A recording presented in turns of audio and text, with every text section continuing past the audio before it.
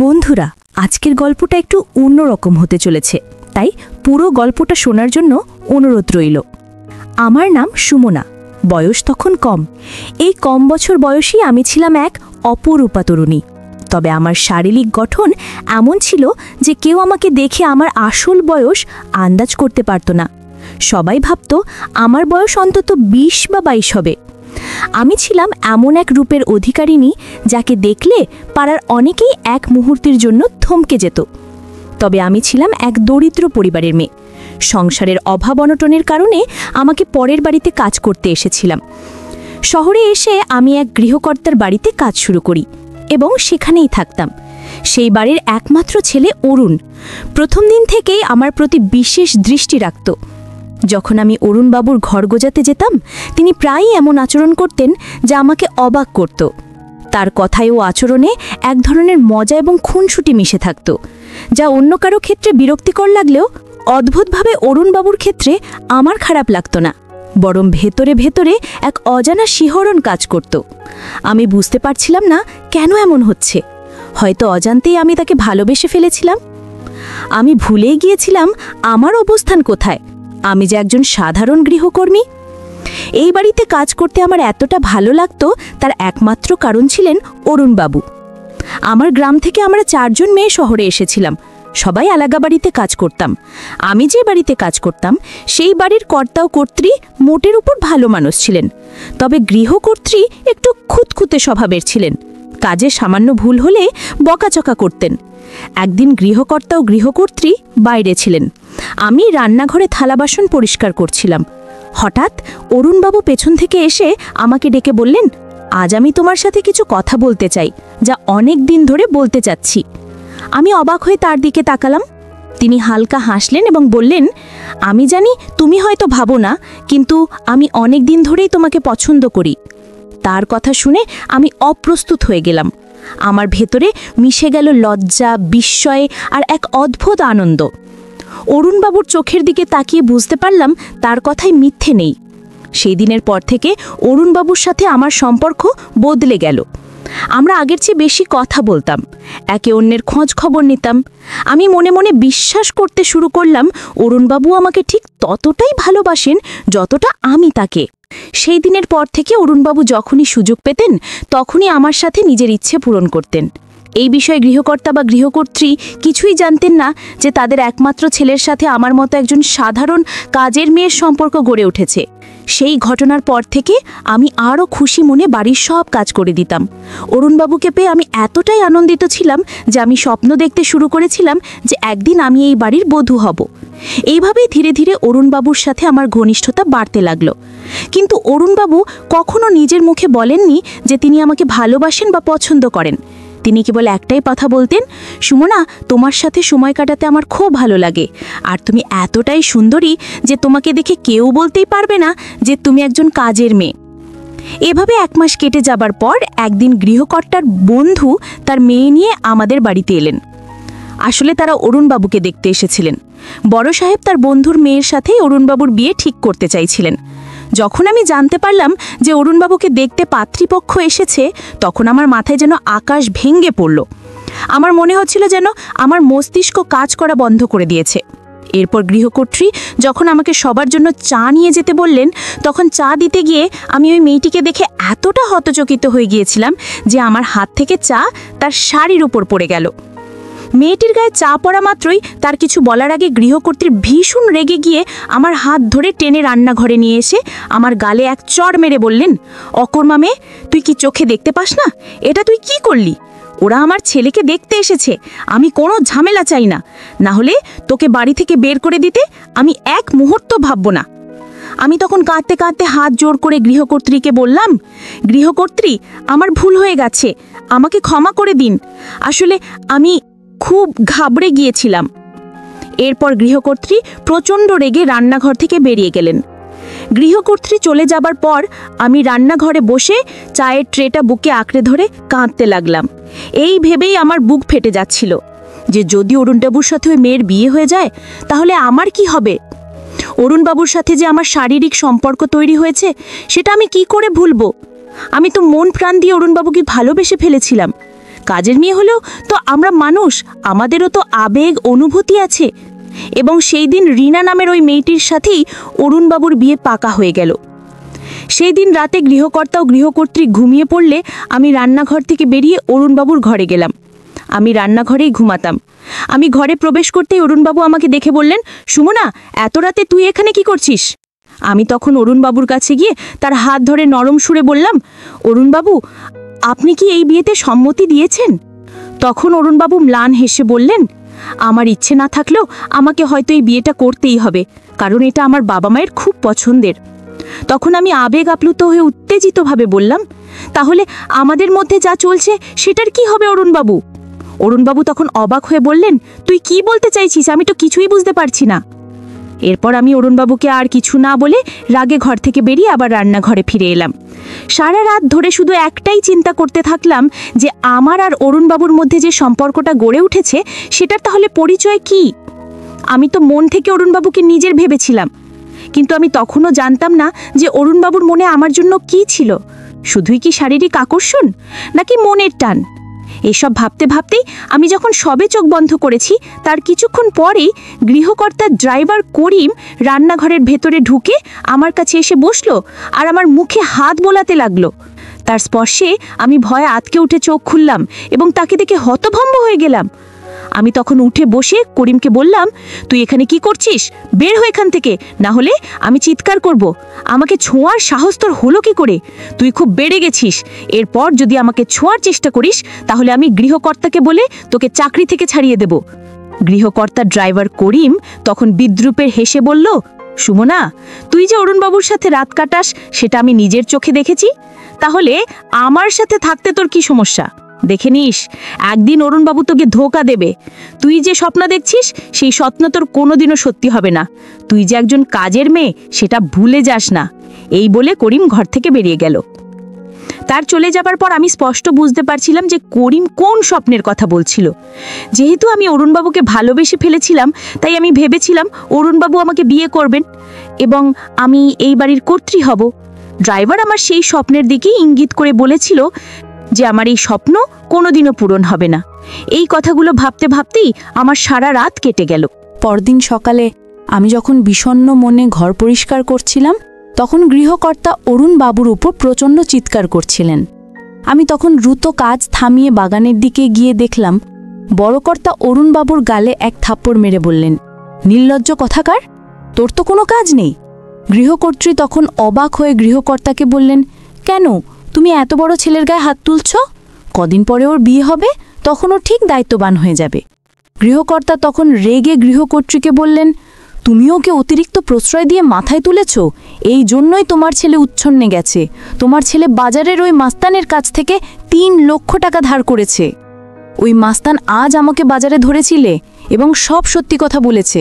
তোমার ছেলে এখনও টাকা শোধ করেনি।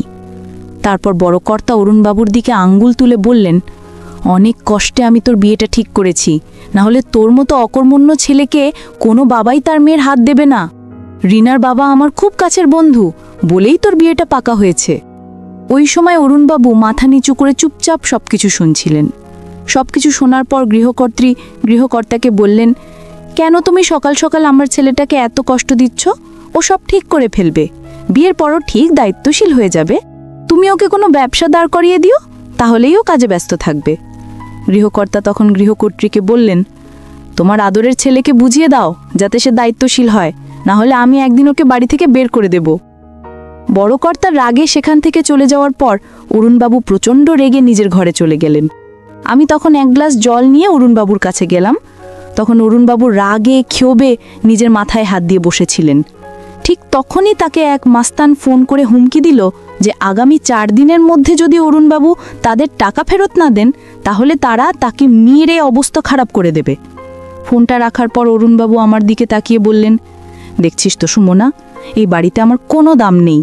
আমার নিজের বাবা আমাকে বোঝা মনে করে, আমার উপর সবসময় রাগারাগি করে, আমার দিকটা কেউ ভেবে দেখে না, আমার কষ্টটা কেউ বোঝে না।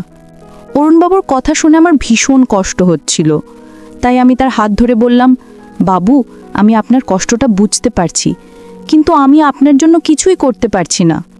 অরুণবাবু তখন বিছানা থেকে উঠে দাঁড়িয়ে আমার হাতটা চেপে ধরে বললেন, সুমনা, আমি জানি তুই আমাকে অনেক ভালোবাসিস, কিন্তু আমি চাইলেও তোকে বিয়ে করতে পারবো না রে। কারণ আমার বাবা মা তোর সঙ্গে আমার ভালোবাসার সম্পর্ক কোনো দিন মেনে নেবে না, কারণ তুই একজন কাজের মেয়ে। কিন্তু আমার কাছে তুই আমার রানী, তাই আমি তোকে বিয়ে করতে রাজি আছি। অরুণবাবুর কথা শুনে আমি খুশিতে আত্মহারা হয়ে গেলাম এবং বুঝলাম যে আমার স্বপ্ন খুব শীঘ্রই পূরণ হতে চলেছে। তারপর আমি অরুণবাবুকে বললাম, বাবু, আপনি সত্যি আমাকে বিয়ে করতে চান? অরুণবাবু তখন আমার ঘাড়ে হাত রেখে বললেন, হ্যাঁ, আমি তোকে বিয়ে করতে চাই, কিন্তু তার আগে তোকে আমার একটা শর্ত পূরণ করতে হবে। আমি তখন খুব খুশি হয়ে অরুণবাবুকে বললাম, আপনি যা বলবেন বাবু, আমি তাই করব। আমি আপনাকে অনেক ভালোবাসি, আপনার জন্য আমি সব কিছু করতে রাজি আছি, বলুন আমাকে কি করতে হবে। তারপর অরুণবাবু যা বললেন তা শুনে আমার পায়ের তলার মাটি সরে গেল। কারণ আমি একজন দরিদ্র কাজের মেয়ে হলেও আমার আত্মসম্মান ছিল। আমি গরিব ছিলাম, কিন্তু চোর নই। আমি দরিদ্র ছিলাম, কিন্তু লোভী নই। কিন্তু অরুণবাবুর ভালোবাসায় আমি অন্ধ হয়েও চুরি করতেও দ্বিধা করিনি। অরুণবাবু আমাকে বললেন, সুমনা, তুই বাবার আলমারি থেকে মায়ের গলার নেকলেসটা চুরি করবি। ওই নেকলেসটার দাম 4 থেকে 5 লক্ষ টাকা হবে। অরুণবাবুর কথা শুনে আমি ঘাবড়ে গিয়ে বললাম, বাবু, আমি গরিব হতে পারি, কিন্তু চোর নই, আমি চুরি করতে পারবো না। গৃহকর্ত্রী আমাকে অনেক বিশ্বাস করেন। অরুণবাবু তখন রেগে বললেন, সুমনা, তাহলে তুই আমাকে বিয়ে করতে চাস না, তাই তো? ওই গয়না বিক্রি করে 4-5 লক্ষ টাকা পাওয়া যাবে, তারপর আমরা দুজনে এখান থেকে পালিয়ে গিয়ে বিয়ে করব। কিন্তু তুই আমাদের ভবিষ্যতের কথা ভাবছিস না? আমি একটা পাগল যে তোকে বিয়ে করার জন্য এত উতালা হয়েছি? তুই আমাকে ভালোবাসিস না, তাই না? চলে যা এখান থেকে। অরুণবাবুর অভিমান দেখে আমি মায়ের গলার নেকলেস চুরি করতে রাজি হয়ে গেলাম। এমন নয় যে আমার বয়স কম বলে আমি বুদ্ধিতে অপরিপক্ক ছিলাম। জ্ঞানের দিক থেকে আমি যথেষ্ট পরিণত ছিলাম, কিন্তু অরুণবাবুর ভালোবাসায় আমি এতটাই অন্ধ হয়ে গিয়েছিলাম যে কোনটা সঠিক আর কোনটা ভুল সেই সিদ্ধান্ত নিতে পারিনি। আমি যখন গৃহকর্ত্রীর নেকলেস চুরি করতে রাজি হলাম, তখন অরুণবাবু আমাকে বললেন, সুমনা, তুই আজকে যখন মায়ের শাড়িগুলো ভাঁজ করে আলমারির ভেতরে রাখতে যাবি, ঠিক সেই সময় সুযোগ বুঝে মায়ের নেকলেসটা চুরি করে আমাকে এনে দিবি। তারপর আমরা দুজন এখান থেকে পালিয়ে গিয়ে বিয়ে করে নেব। অরুণবাবুর কথা মতো সুযোগ বুঝে আমি যখন গৃহকর্ত্রীর শাড়ি গৃহকর্তার ঘরের আলমারির ভেতরে রাখতে গেলাম, তখন গৃহকর্তা ঘরের ভেতরে সোফায় বসে ফোনে কথা বলতে ব্যস্ত ছিলেন। সেই সুযোগে আমি তাড়াতাড়ি লকার থেকে গৃহকর্ত্রীর নেকলেসটা বের করে আমার ব্লাউজের ভেতরে লুকিয়ে নিলাম। ওই সময় ভয়ে আমার হাত কাঁপছিল, আমার কপাল থেকে ঘাম ঝরছিল। আমি ভাবছিলাম, যদি গৃহকর্তা দেখে ফেলেন তাহলে আমার কি হবে? গৃহকর্তা আর গৃহকর্ত্রী আমাকে অনেক বিশ্বাস করতেন, কিন্তু আমি তাদের সেই বিশ্বাস আর ভরসা ভেঙেছিলাম। তারপর নেকলেসটা চুরি করে আমি চুপচাপ গৃহকর্তার ঘর থেকে বেরিয়ে এলাম। গৃহকর্তার ঘর থেকে বেরোতেই অরুণবাবু আমার কাছে এসে ফিস করে জিজ্ঞাসা করলেন, সুমনা, কাজ হয়েছে? ওই সময় আমার অবস্থা খুবই খারাপ ছিল। ভয়ে আমার মুখ লাল হয়ে গিয়েছিল, আমার হাত পা থরথর করে কাঁপছিল। আমি অরুণবাবুকে কিছু না বলে ব্লাউজের ভেতর থেকে নেকলেসটা বের করে তার হাতে দিয়ে দিলাম। নেকলেসটা হাতে পেয়েই অরুণবাবু খুব খুশি হয়ে আমাকে জড়িয়ে ধরলেন। তারপর আমি অরুণবাবুকে জিজ্ঞেস করলাম, বাবু, আমরা কবে বাড়ি থেকে পালিয়ে বিয়ে করব? অরুণবাবু তখন আমার গালে আলতো করে টিপে দিয়ে বললেন, খুব তাড়াতাড়ি যাব। অরুণবাবুর কথায় বিশ্বাস করেই আমি স্বপ্ন দেখতে শুরু করেছিলাম যে আমি খুব শীঘ্রই অরুণবাবুর অর্ধাঙ্গিনী হব। কিন্তু আমি স্বপ্নেও ভাবতে পারিনি যে আমার সাথে এতটা খারাপ কিছু হতে চলেছে। আমার ভালোবাসার এমন পরিণতি হবে আমি কোনোদিন ভাবিনি।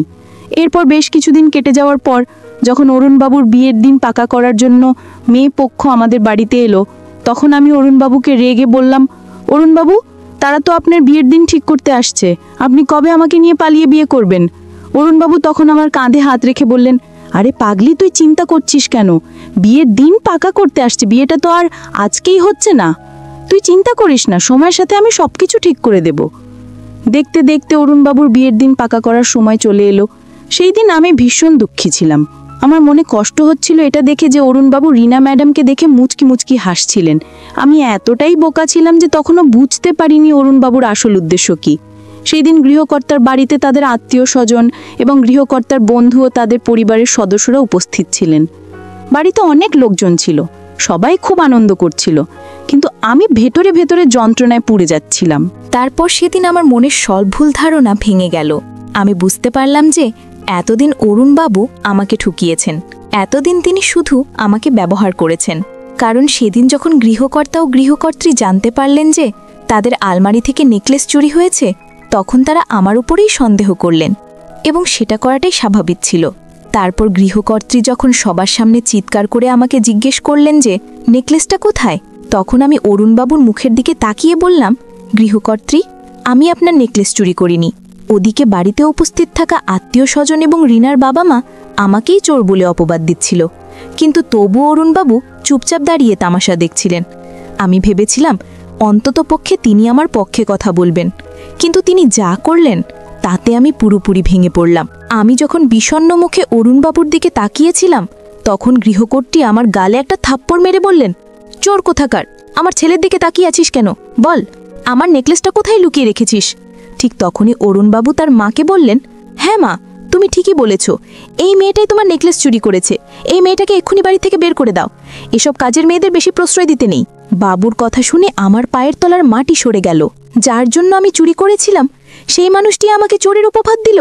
তখন আমি কথা বলার মতো অবস্থায় ছিলাম না, কিন্তু আমি খুব ভালোভাবেই জানতাম যে তখন আমি যদি সবার সামনেই সত্যিটা বলতাম যে অরুণবাবুর সঙ্গে আমার শারীরিক সম্পর্ক রয়েছে, তিনি আমাকে প্রতিনিয়ত ব্যবহার করেছেন এবং তিনি আমাকে চুরি করতে বাধ্য করেছেন, তাহলে কেউ আমার কথা বিশ্বাস করত না।